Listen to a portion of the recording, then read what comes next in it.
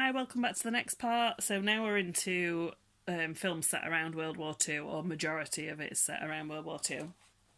You won't really find things like Saving Private Ryan or Dunkirk, things like that. I keep them in a separate kind of section, but more dramas based around that period. Some of them might have parts of more war based things set during them, but it's more based in a drama rather than an action film, if you know what I mean. It makes sense to me the way I the way I organise my films anyway. So the first one is Atonement. I absolutely love this film, and I, like I said before many times now, I really like Keira Knightley. I like James McAvoy. And I've since come to realise that I really like adaptations of Ian McEwan novels. There's quite a few that I've really liked of his novels. Um, this was just so well done. I just fell in love with this the first time I watched it. I've seen it loads of times now, but not for a couple of years, so I probably should watch it again. But I just absolutely loved this, and it's one of those with a little bit of a twist and a bit of a shocking moment, and I really like that about it. I really like the war parts of it. Like I said, some of them might have that in, and this has got a part which is like a one shot, like one take sort of thing, on a beach, I think it was, and that was really, really good. I'd highly recommend this one if you like war films, because maybe it's more known for being sort of a period drama, but it's definitely also a good war film. The next one is the Guernsey Literary and Potato Peel Pie Society. It's a bit of a mouthful. This one was really good. It was about something I really knew little about, and sort of the occupation of Guernsey during the Second World War. Part of it's set there, and then part of it is sort of the aftermath of that, just after the war. And it's got Lily James in it, who has obviously done films since then, but she was also in Downton Abbey, and also Jessica Brown Finlay, who was also in Downton Abbey. And actually, I've only just realised this, it's also got Penelope Wilton, who was also, of course, in Downton Abbey. I only just realised, but yeah, there's quite a few people who've come from Downton Abbey. And I think actually this guy, I can't think of his name. I think he was in it too. So there's quite a few people from Downton Abbey. If you're a fan of that, which I am. Yeah, it was just a really interesting plot. It's based on a novel, but obviously the theme of it is based around true events. I think the storyline obviously isn't something that actually happened, as far as I know. Anyway, I might be wrong in that, but obviously it's based around true events that happened in Guernsey during the Second World War. The next one is Boy in Striped Pyjamas, which is so, so sad. So I don't watch it too often because it just breaks my heart every time I watch it. But it really is a good film, and one I think is suitable to show children, to teach them about kind of what happened during that period. Maybe children of a certain age. I can't remember what age my kids were when I first showed them this, and they were really sad. But I thought this was sort of a good starting point to talk about the Holocaust and things like that. And I really like Asa Butterfield, who was little when he did this, but he's been in a lot of things since, and I'm a big fan of his now. The Pianist is another Holocaust kind of based film set actually in around the ghettos and in Warsaw, based mainly around this guy played by Adrian Brody and his family initially, but mostly just him. And it's really, really difficult stuff to watch, really, but this doesn't get as much attention, I don't think, as Schindler's List, which I also really do like. But this is probably just as good as that.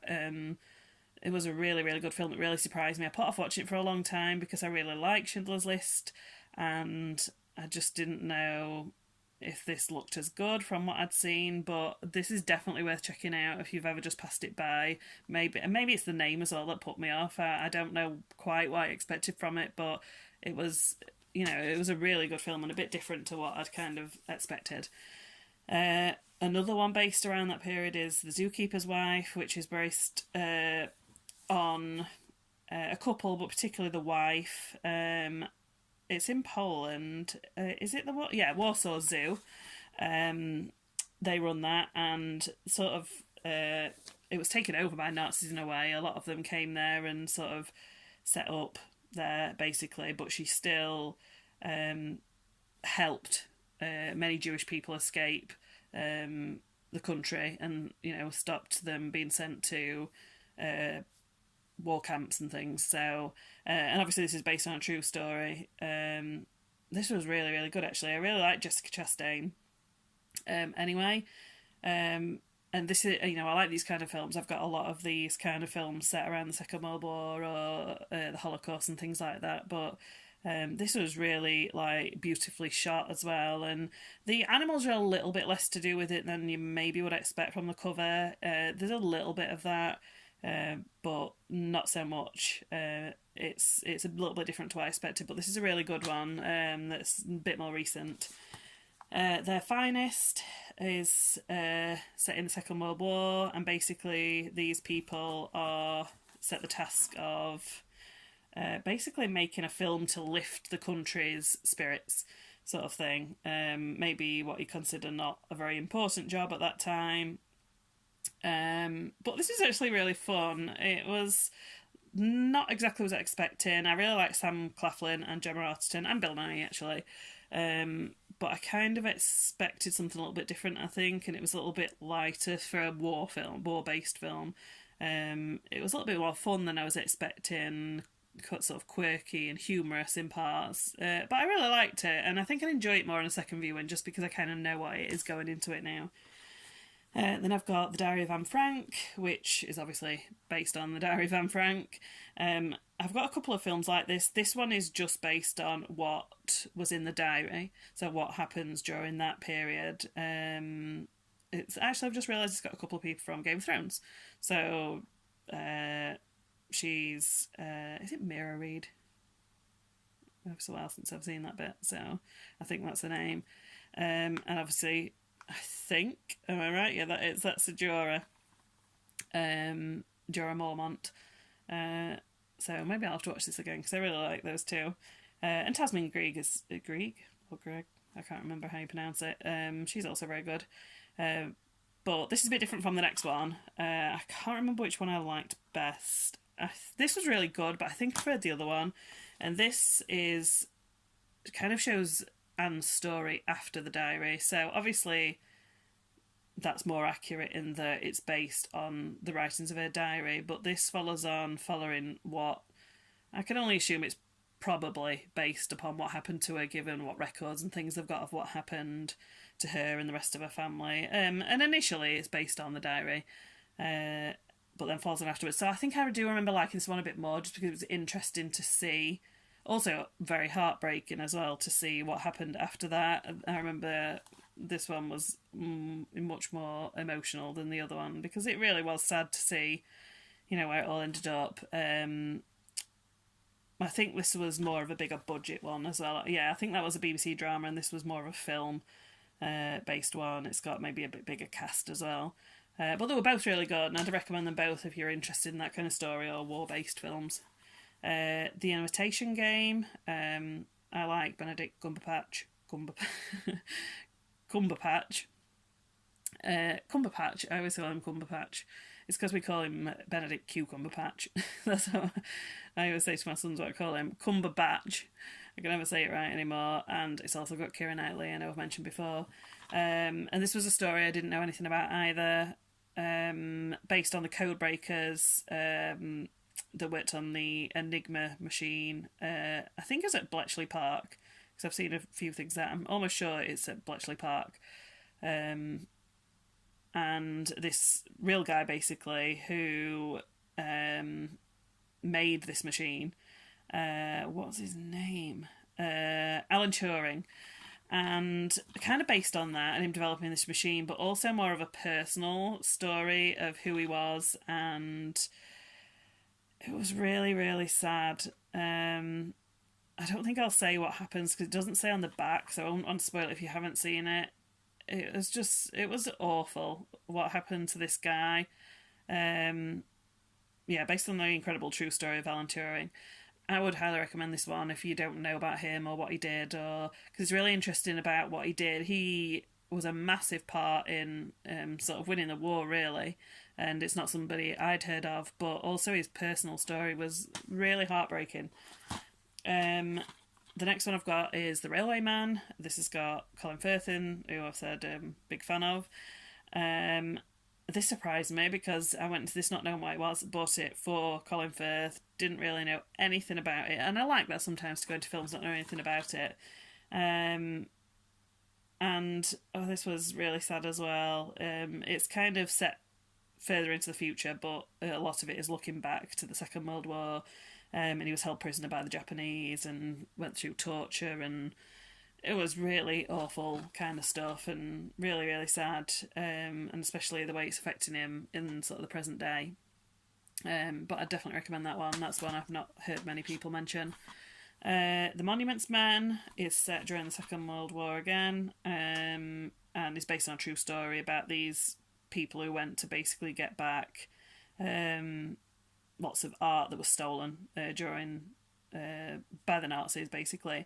I don't know if it's set just after the war,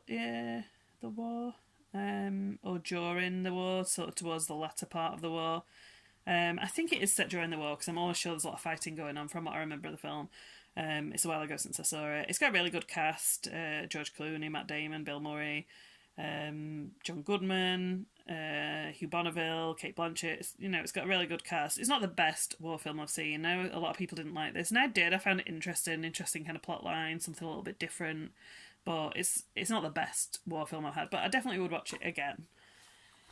The next one I've got is an Italian film, Life is Beautiful, and this is an amazing film, one of the best films I've ever seen. Yeah, I don't even know. I'm not very good at making lists of top tens or whatever, because I can never decide, and I like a lot of films, but this truly is one of the best films I've ever seen.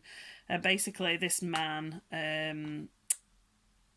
is sent to a concentration camp. Basically, he's Jewish, and he basically wants to make it less scary for his son. He tries to make it into a game, and it's so nice in a way what it's doing for him, but also so heartbreaking, because you see what he's really going through, but still trying to maintain this happy front and make it fun and not scary for his little child. And it's one of the most heartwarming but most heartbreaking films I've ever seen, but such a good film.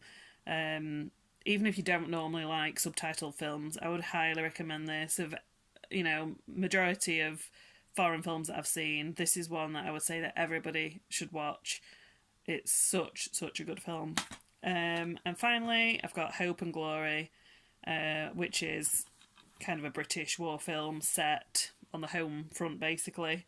See through the eyes of this little boy, and it was really good. I really liked, a bit different, set on the home front, how it affected them, the neighbours' houses being bombed, and how it, changed their everyday life. And this was really a good film, actually. I actually picked this up, I think secondhand, somewhere, and then I picked it up and thought, oh, yeah, I like war films, I'll pick that up.